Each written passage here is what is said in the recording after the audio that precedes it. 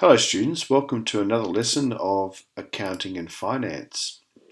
Today we're going to talk about one of the adjusting entries that we talked about previously, and that is prepaid expenses, or what we call prepayments in the accounting profession or in the industry.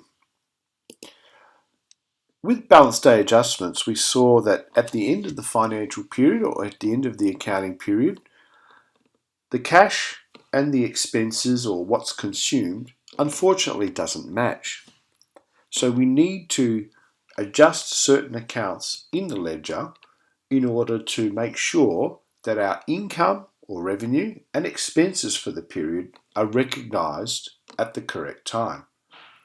We also want to make sure that at the end of the year, all of the assets that should be on hand are actually taken into account, and that all the liabilities that are owing should be taken into account. So what is a prepaid expense? In accounting, in this course, we're going to use what's known as the asset method. That's pretty easy to understand because if you pay for something before you use it, you have a future economic benefit. And the definition of a future economic benefit is that it's treated in accounting as an asset. So what is a prepaid expense? Well, they are resources that we've paid for now, or in this accounting period, but are consumed or used up in the next accounting period. Now, a simple example of this might be that we pay $3,000 for advertising for June, July and August. So you notice that this $3,000 now cuts across this accounting period and the next accounting period. Another way of looking at prepaid expenses is that they are resources paid for in advance before they are used. Common examples of prepaid expenses are things like rent, insurance, and advertising, all of which are paid before they are used or consumed.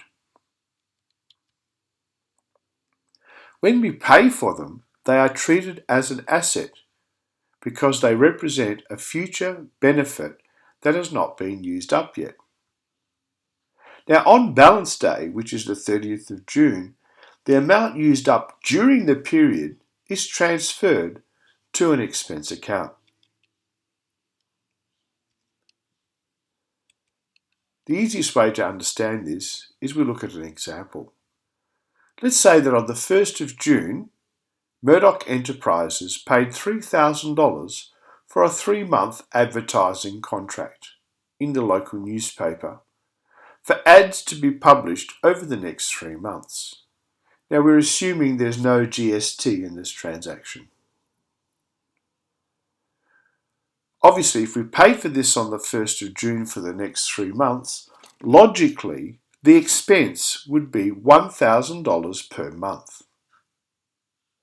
But let's look at this with the aid of a diagram. Let's say the $3,000 is paid on the 1st of June, which covers June, July and August.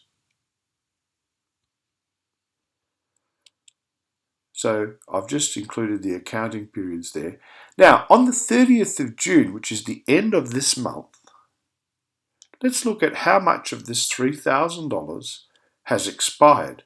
In other words, we pay for the advertising, and let's say it's in the newspaper. So at the end of June, we will have really used up $1,000 worth of that advertising.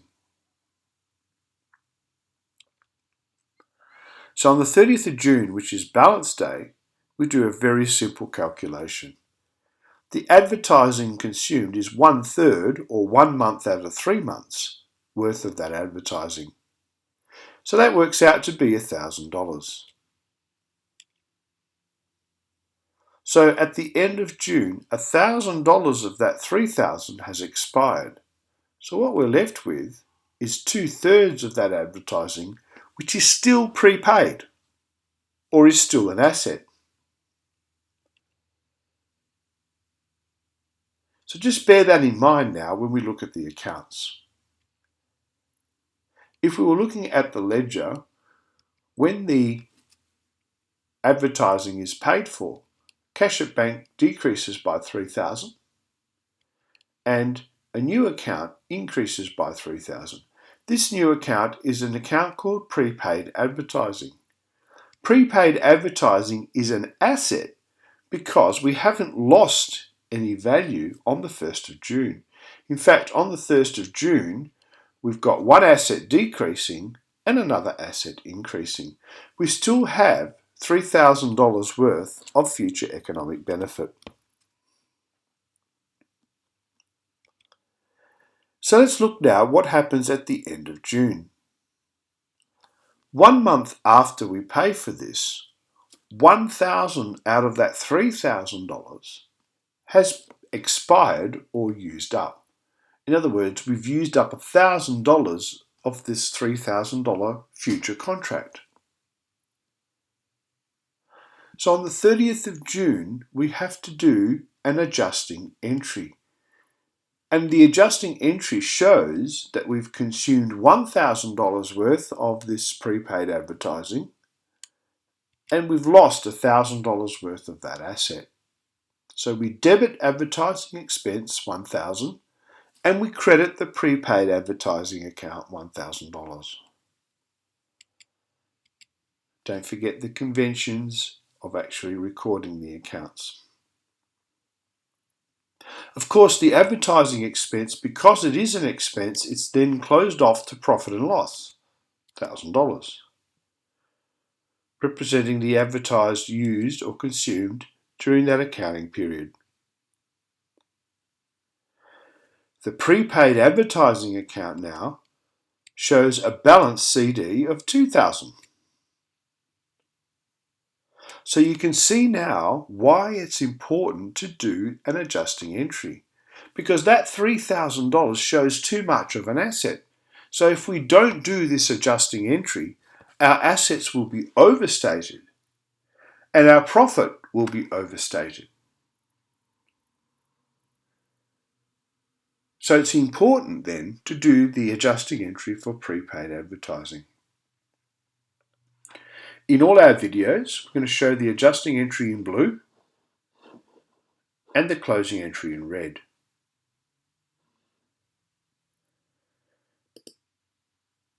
In the balance sheet now, on the 30th of June of that financial year, we have a current asset. So notice this prepaid advertising, it is an asset, but it's going to be used up in the next 3 months. So definition of a current asset is any asset that will be used or consumed within 12 months of this accounting period. So in the balance sheet, prepaid advertising will appear in the balance sheet at $2,000, the final balance.